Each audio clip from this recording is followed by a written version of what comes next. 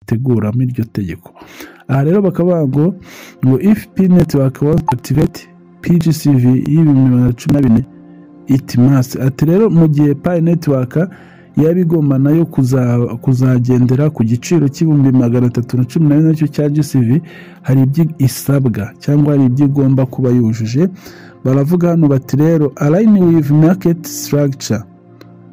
Ati cyambere igomba kuba yaramaze kubaka uburyo isoko ryayo kubaka imikorere cyangwa imikoreshereze y'isoko ryayo. Icya kabiri prove real decentralization, kugaragaza uburyo buri wese yisanga kuri iyo Pi cyangwa se iryo soko. Icya gatatu avoid being classified as security, nanone kandi kurinda ko hari abayikoreramo ibindi bintu byahungabanya umutekano cyangwa se ibintu bitemewe. Ibyo byose nyine bakavuga bati kugira ngo Leta Zunze Ubumwe za Amerika zibashe kubona Pi nk'amafaranga yakoreshwa nayo mu masoko yose atandukanye, kandi ikaba yajya mu mategeko yaho mu bijyanye n'amafaranga ku rwego rw'isi. Rero bakexpectinga ko ubwo birumvikana hagati y'umwaka wa 2026 na 2027 umwaka utaha bishoboka cyane ko mu kwezi kwa gatanu maybe the GCV window. Okay, hano bakaba bati rero hagati y'umwaka wa 2026 hagati y'umwaka wa 2026 na 2027 birumvikana ko GCV ari ishobora kuzaba yafungura umuryango. Ubwo urumva GCV ni urugendo rero uyu munsi nubwo igomba kugenda yubakwa inozwa suppose ko nyine no guhera ubu ngubu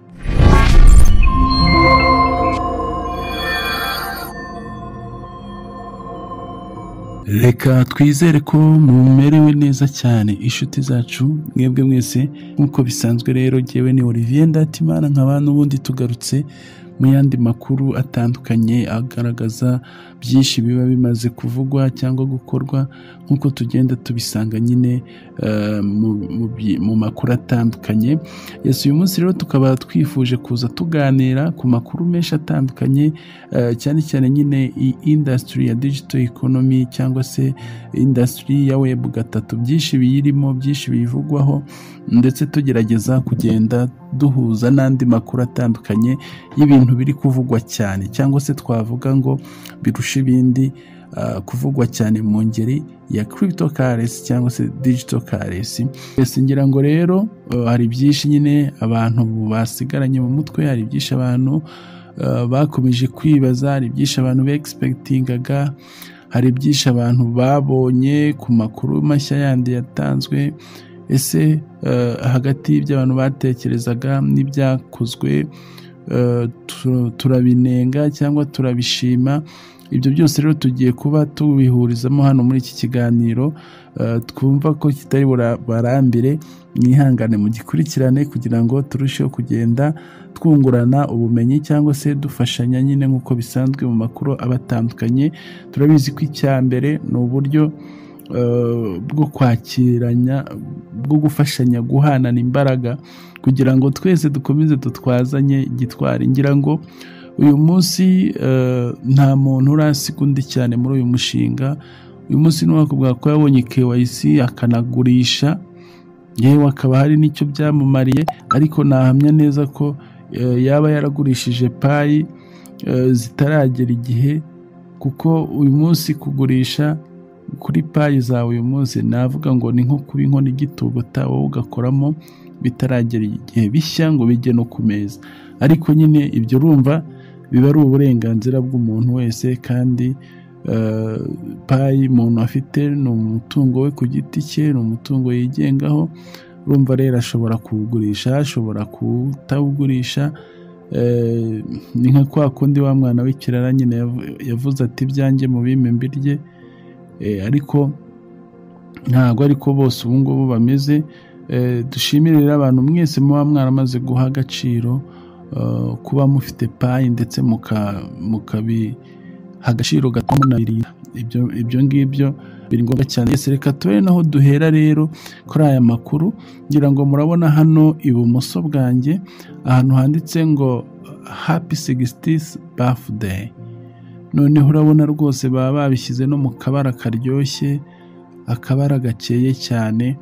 Hanyuma urabona ukinjira mu kujya kumayininga ukahita uhasanga rero ino nkuru, ukahita uhasanga aya makuru akubwira ngo claim payi 628 nyine zo kukwifuriza ngo anniversaire. Mana nyagasani, ukibeshya rero ukahakanda hari ahantu hariho uturadukubo dutatu, ubwo payi zose kuzageza no kuyonka, kuzageza no kuyakuze ufite, nta nimwe uzongera kuba usigaranye. Wibeshye ugashyiramo amagambo yawe 28 hari ahantu handitse ngo claim. Ubu impamvu tuba tubibabwira, turabizi ko abakurikirana ibiganiro byacu cyane ntago muzagwa mu mitego, ariko hari abantu bacu, hari inshuti zacu nyinshi zagiye zihagwa, bagiye biba, umuntu agashyiramo ifunguzo hariya gusa azi ngo ubwo bijemo hano ngo ubu ni ibya payi, ngo ubu wenda ngo ni nka kwa kundi batubwiraga ngo dukorera evidence, ugasanga umuntu ari kwitiranya ibintu bititiranywa, ari guhuza ibintu bitari byo. Aha rero ni ukuvuga ngo ukibeshya ugakozamo ya magambo yawe 28, izo payi uhita uzisezereraho. Tubibutse ko uburyo bw'aya mabandi yiba payi mu rwego rwa online bagira uburyo butatu. Ubu ni uburyo bumwe bwa mbere bwo buba buri live, nyine bagusaba gushyiramo ifunguzo ukabikora nkaho ubona ko ari byo, ariko hari n'ubundi ukanda no ku malinki yandi gusa atari abakubwiye ngo claim, nabwo zikagenda.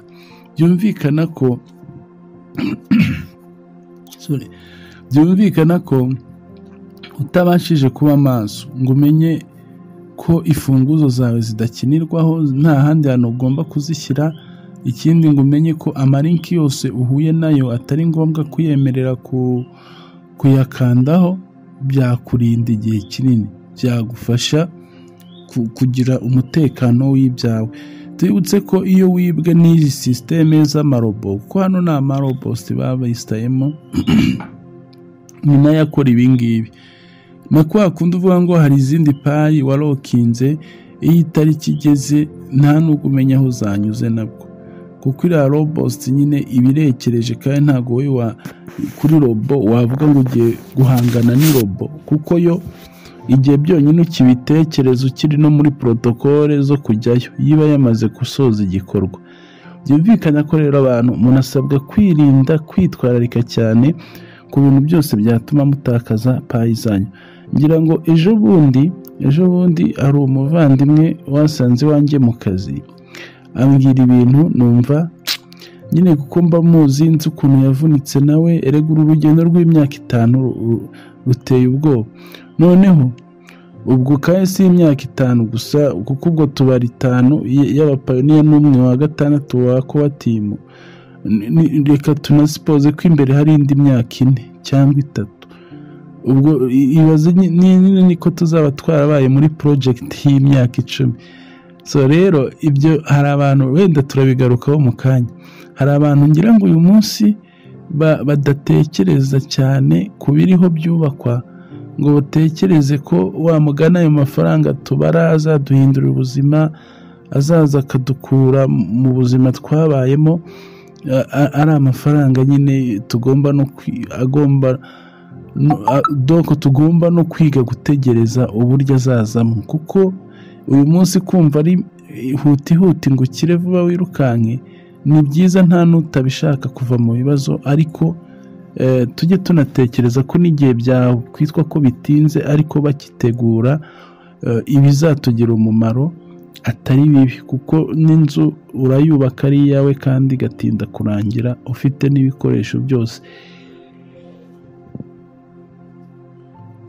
Yes, rero iyo nkuru narishatse kubabwiraho ni story, yego irababaje, ariko nyine biba ari bwa buryo tugira ngo tujye dukomeza twibukiranye, kuko abantu benshi bikorera ikosa rimwe ritoya gusa rikazababaza ubuzima bwabo bwose bundi basigaranye. ujye wibuka ko uyu munsi uburyo wabonyemo payi ni feva y'igihe kimwe itagaruka. uyu munsi wakubwira ngo ngera utangire umayininge nk'uko wamayiningaga wabishobora? Ni bangahe babishobora hano? Nta n'umwe ahari. Kubera iki? Kuko hari imbaraga twakoresheje tumayininga, hari imbaraga twakoresheje kugira ngo umwe ku wundi, umwe wese ku giti cye abe uyu munsi ari ku rwego atunze payi afite. Ibyo bintu ubwabyo nta muntu usanzwe wese wapfa kongera kubishobora umubwiye ngo ngera ubitangire wongere ubisubiremo. Noneho ukibaza ibyo bintu wavunikiye gutyo, ibyo bintu byakuraje amasaha menshi, urara udasinziriye ukanabitekerezaho, wanarangiza ukajya ugira n'umwanya ubikandaho buri munsi, noneho gatoya gusa wikoreye ikosa rishyize muri risike izo mvune zose. Aha rero uyu muntu ikibazo yagize ni iki? Ubwiwe urumva yari afite ya magambo 28. Kwa kundi twajyaga tubwira abantu, muzi ko tubabwira kenshi ngo n'ubundi mwitwararike. Kwitwararika rero si bivuze ko ugomba ahubwo guhungira ubwayi hehe mu kigunda. Ni ukuvuga ngo umuntu we yafashe amagambo ye 28 aravuga ati rero ubwo ba Olivier bavuga ko no ku mayimeri hatizewe naho hari ibibazo, ati ubwo jyewe sinzahabika. Kandi mu by'ukuri turavuga ngo imeri yawe ahubwo niwo hantu hambere ho kubika kugeza ku gihe utazi, kuko imeri irinda umutekano wawe ibihe birebire. Ariko nanone tukavuga ngo imeri nayo ikorerwa umutekano, imeri nayo ikorerwa uburinzi, imeri nayo ushobora kuyishyiramo authentication ku buryo nta muntu uwo ari we wese wajya kuyihakinga ngo yinjiremo bikunde irimo ifunguzo. Ikindi, ayo magambo ushobora kuyashyira no kuri imeri, washaka ugakoramo ijambo rimwe cyangwa ugakoramo inyuguti imwe. Ibyo byose biba bishoboka kugira ngo wenda nubwo yabitse hariya, aho kugira ngo yabure yose ariko usigarane ijambo rimwe, iryo wabitse ukavuga ngo niryo nzajya ngenderaho, noneho yayandi 23 ninyongeraho bizajya bihita bibyara urufunguzo. Ariko kugira ngo ufate amagambo yose uyabika ahantu hatazwi. Rero uwo muvandimwe yagize gutya ati rekana nayohereze no kuri WhatsApp ya madamu, nanjye niyoherereze ibintu nk'ibyo ngibyo.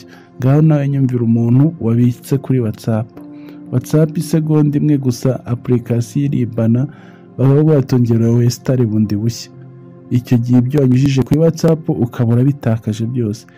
Umuvandimwe rero nawe niko byamugendekeye. Noneho nituvuga gutyo mugira ngo ni ibintu byoroshye.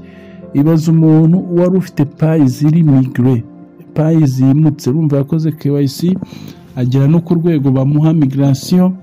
Wibaze rero payi 1694 niba nibeshye nizo nabonye zabaye migrated. Noneho izo payi zingana gutyo ukagaruka uvuga ngo nta funguzo zazo warazitaye.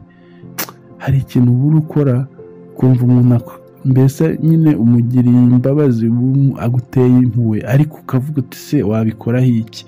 So urumva rero byarangiye izo funguzo azibuze. Reka tubibutse ko iyo utakaje izi funguzo nta handi wazibona iyo zagiyeho ariya zimukiyeho payi zawe.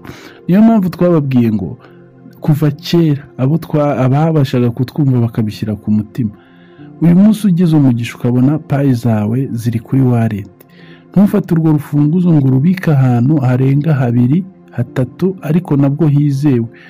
Urugero, niba ari amagambo ushobora no kuyandukura nayo, uba ushobora kuyimprima, ushobora kuyabika ku rupapuro, uba ushobora kuyandika n'ikaramu, wenda ikaramu nayo igeraho ikasaza, ariko byibuze hantu hatandukanye wabitse, urumva bizagufasha ko hamwe uhabuze, hamwe uhagira ikibazo, ahandi utahagirira ikibazo.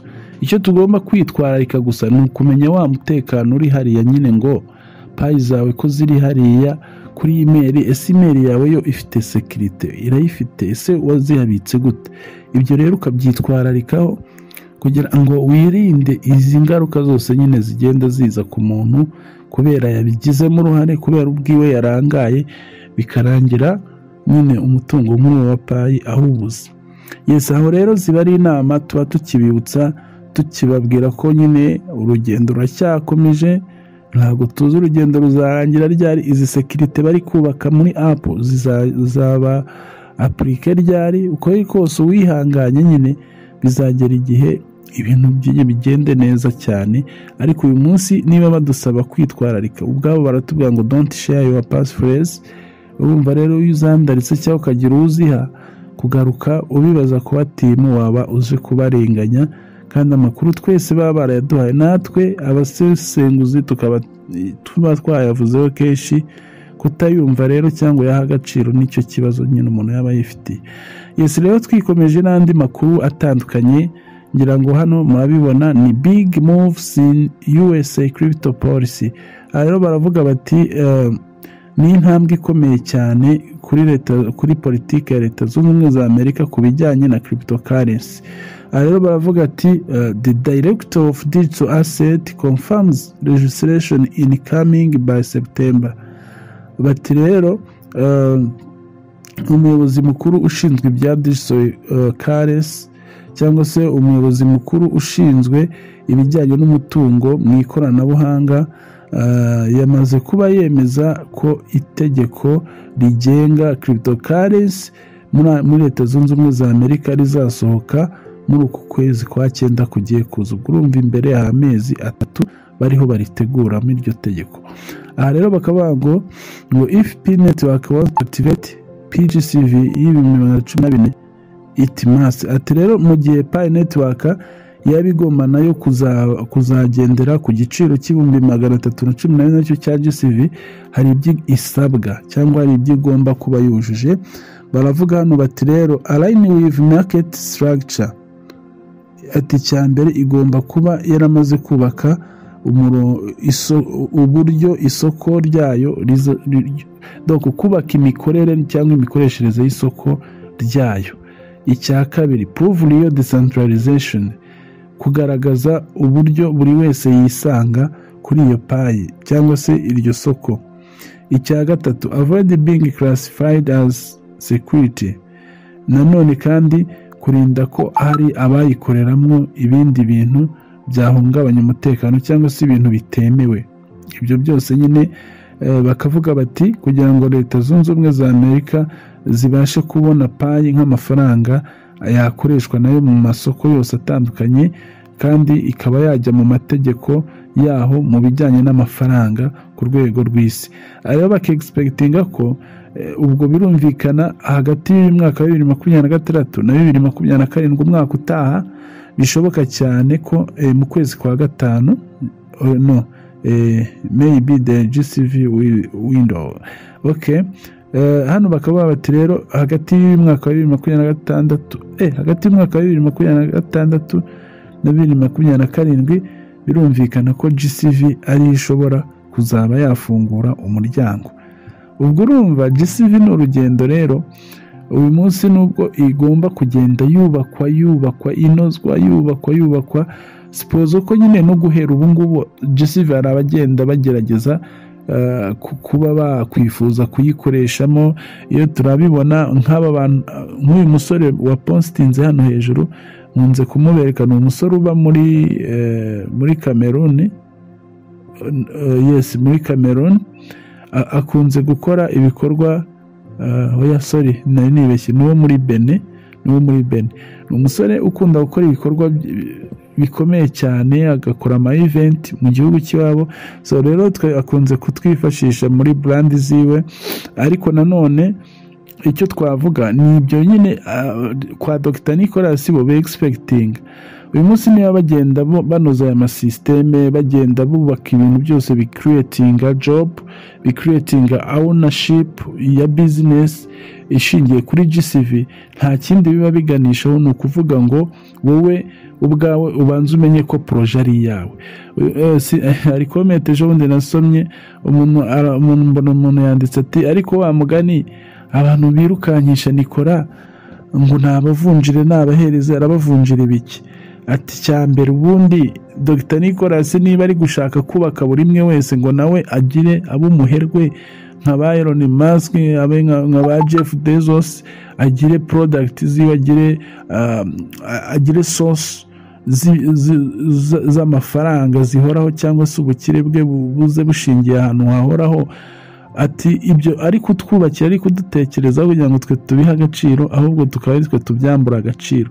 Ati icya mbere, kuba uyu munsi nyine baduha sisiteme bakayitwereka ngo tuyigendereho, tuyubake, tuyishyiremo ibikorwa byacu, ni uko bari kutwifuriza nyine ko tuzagira ikintu gifatika ejo hazaza gishingiye kuri sisiteme. Kandi naho inzira yo kubona ya mafaranga no kuyakoresha biri, kuko uyu munsi icyo bita adoption ya payi igomba kuzabaho, kubera abantu benshi cyane bamaze kumva ko payi ari amafaranga kandi bamaze no kubona aho bagomba kuyikoresha. Ni ukuvuga usability yayo uko igenda izamuka, uko izaboneka, demand and supply ikiyongera, ibyo nibyo bigenda bikazarema cya kintu cyitwa GCV. Iri GCV rero urumva igomba kuba iri supported no kuba hari amaleta cyangwa se ibigo bikomeye cyangwa ama institution birumvikana agomba nayo kuzagenda abishyiraho akadomo.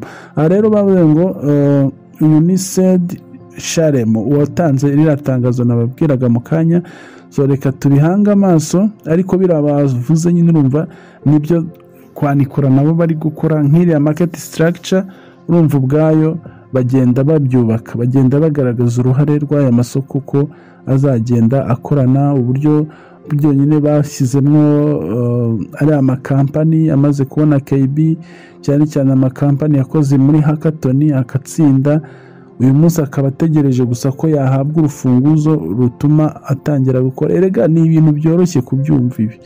None se inganda zirimo, tuvuga uyu munsi niba harimo inganda za Toyota, inganda za Honda n'izindi zikora ibintu biremereye birimo amamodoka n'iki n'izindi product, ejo nizivuga ati twebwe twemeye gutanga ibicuruzwa muri GCV, kuko twamaze kubona ko GCV itazasubira inyuma, itazahomba, ati twebwe noneho rero umukiriya uri tayari turamuha imari, icyo gihe se ni iki cyaba gisigaye?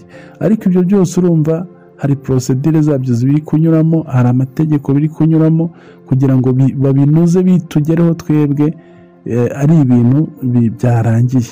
So rero intego ni ukwihangana, intego ni ugukomeza gutwaza gitwari, hanyuma tukanarinda, kuko uyu munsi ushobora kugendana n'abandi ariko ukaba nka ba bakobwa batanu nyine, wowe igenga umukwe azaza, ubwo ugasanga ugiye kureba itara ryawe nyine ngo ryatse rikanga kwaka kubera ko wararangaye.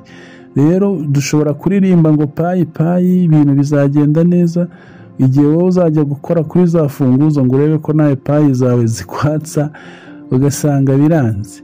Ariko icyo tubifuriza nyine ni ukujya mbere kandi tubona ibyiza. Hanyuma murabona andi matangazo abiri hano, hari itangazo rya Katium na Nesara and Jesara. Aya matangazo abiri impamvu twayinjije muri aya ya Pi Network nayo nuko biba ari byiza kugira amakuru yose tukagenda tuyasangira tunayamenyaho twihuse cyane. Iyi Katium murabizi ko twigize kuyivugaho igihe twari tubonye ko ishobora kuba iri gukora mu buryo bushobora kuba bwakora nka scam, bidutera n'ikikango cyo kubwira benshi ngo mugende gake mwitonde. Ariko nyuma twaje gukomeza kwanariza dusanga yego nibyo uyu munsi iri gusa nkaho ikora trend up, iri kuzamuka gusa, ntabwo ubona market yayo neza ngo ubone se iri kuki, ariko inizamuka gusa ntimanuke.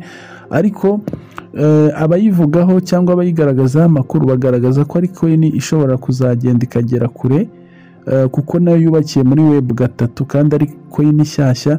Rero kugeza uyu munsi abayirimo twabonye ko bayivuga neza kandi bayifitiye icyizere. Aha rero tuba tugira ngo dukureho rwa rujijo, wenda hatagira umuntu ukomeza gutekereza ko tukiri kuyifata ku rwego twayibonyemo ruri negative nyuma yo kongera kuyigenzura. Ariko nanone byari ngombwa ko abantu tubabwira aho tubona hari imbogamizi cyangwa se hari ukwitonda.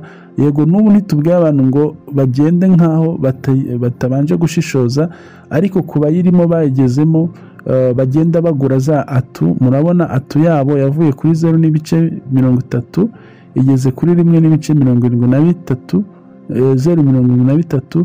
urumva ku bantu bakunda holding simbizi umuntu nyine agira amahitamo ariko uwabona bimwinteresa azabikurikirana areba amakuru yabyo neza. Hanyuma ikindi twababwira ni Nessa Gesara, ngira ngo abakurikirana muri groupe zacu twese hari itangazo nanjye nashyizeho ryerekana icyo bita kalendari ya Nessa Gesara guhera ku itariki ejo bundi z'ukwa karindwi bagaragaje ko ari igihe cya registration. Ni ukuvuga ngo hari ibikorwa byabo bari kwerekana nabyo murabizi ko iki ni igice kinini cyane gifite aho gihuriye na Web3, gifite n'impinduka zo muri Web3 ku bijyanye n'ubukungu, ku bijyanye n'amabanki, ku bijyanye n'ibintu byinshi cyane biri finance.